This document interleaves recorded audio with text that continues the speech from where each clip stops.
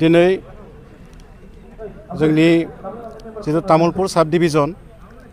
बे साब डिभिजनाव मोनबा ब्लक दङ। बे ब्लकनि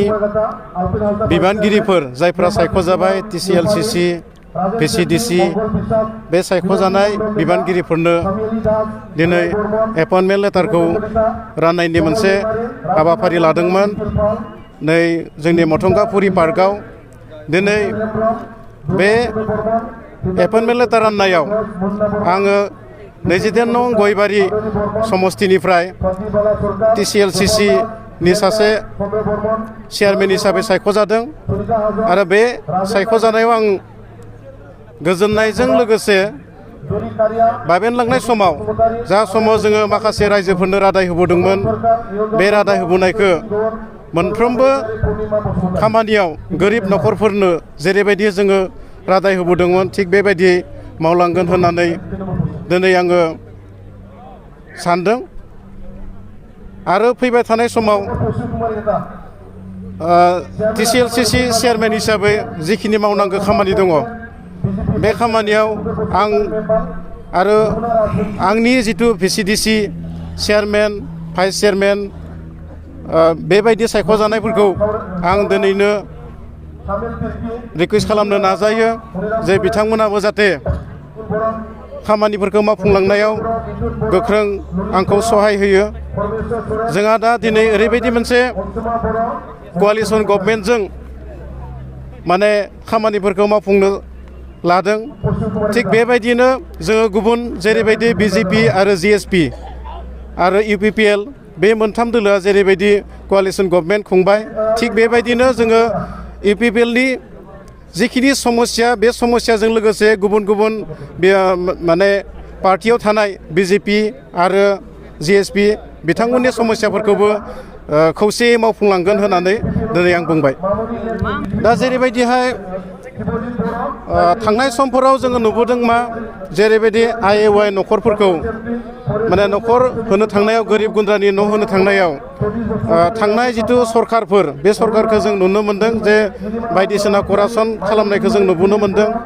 खिन्थु दिनै जों सानदों मा जायखिजाया स्किमानो जाया मानो गोरिब गुन्द्रानि थाखाय जाफोर स्किम फैगोन बे स्किमफोराव जोङो जोंनि वार्कारफोरा आं गावबो निजायनो माने गरसेबो थाखा जाहोआलाबासिनो खामानिखौ मावफुंलांगोन होननानै आं दिनै खोथा होदों। दिनै UPPL दोलोआव मोनसे संबिधान दंखायो आरो गोबाव समनिफ्रायनो जोङो इलेक्सनावबो जों केम्पेइन खालामदों दे जाफोरा थिग बेफोरबायदि करापसननि लामायाव आगान होयो बे करापसननि लामायाव आगान होनायाव जुदि फोरमान जायोब्ला बिथांमोनखौ जोङो दोलोनिफ्राय बाहेर खालामनाय जागोन। जोंनिया सायाव माने बेखौ जोबोद मोजाङैनो रायज्लायनाय जादों UPPL BJP बा GSP नि गेजेराव जोङो बेखौ लानानै रायज्लायनाय जादों आरो जेराव जेराव माने UPPL नि देरहादों बेवहाय माने 60% जोङो UPPL आ लादों आरो जेराव जेराव BJP आ देरहादों बेवहाय बिथांमोना 60% लादों आरो जेराव जेराव GSP आ देरहादों बे देरहानाय समस्तिफोराव बिथांमोना 60% VCDC नि चेयारमेन मेम्बारनिफ्राय लानानै गासै जि जौगानायनि खामानि बे खामानिफोरखौ रानलायनाय जादों। जिहेतु बेवहाय दावराव दावसि जानायनि जेबो बाथ्रा गैया मानोना जोंनिया गोजौनो रायलायनानै जिहेतु क्लियार खालामखानानै लादों बियो माने सिंनिफ्राय जानाय नङा गोजौनो हाइकमान्डनि गेजेरावनो रायलायनानै BJP GSP बा UPPL नि गेजेराव बुजाफोरा जाखादों। बे हिसाबै बिब्दि दावराव दावसि जानाय जेबो जायाखै बा बिब्दि जानायबो नङा मानो होनोब्ला जोङो मोनसे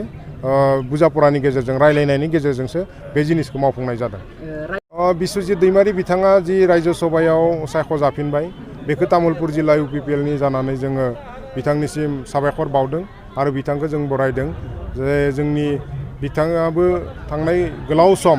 जोंनि बर' हारिनि जानानै नैबे ओनसोलनि जानानै खामानि मावबोदों आरो बेनिख्रुइबो बांसिन गोजोनथाव बाथ्राया जाबाय मा बिथाङा जोंनि तामुलपुर ओनसोलनिनो गतिके जोङो बिथांनि जि एबार फिन खेबसेबाव रायजो सभायाव थांफिननाय बेखौ जों जोबोद गोजोननाय मोन्दों आरो बिथांखौ साबायखर बावदों जाहाथे बिथाङा फैबाय थानाय समाव जोंनि बे ओनसोलनि माने मोजाङै मोजां खामानि मावलांनो हायो। जोंनि उन्नयनमूलक डेभेलपमेन्टेल जि वार्क्सफोर BTR गोरोबथानि बाथ्रा दङ BTR गोरोबथाखौ मावफुंनायाव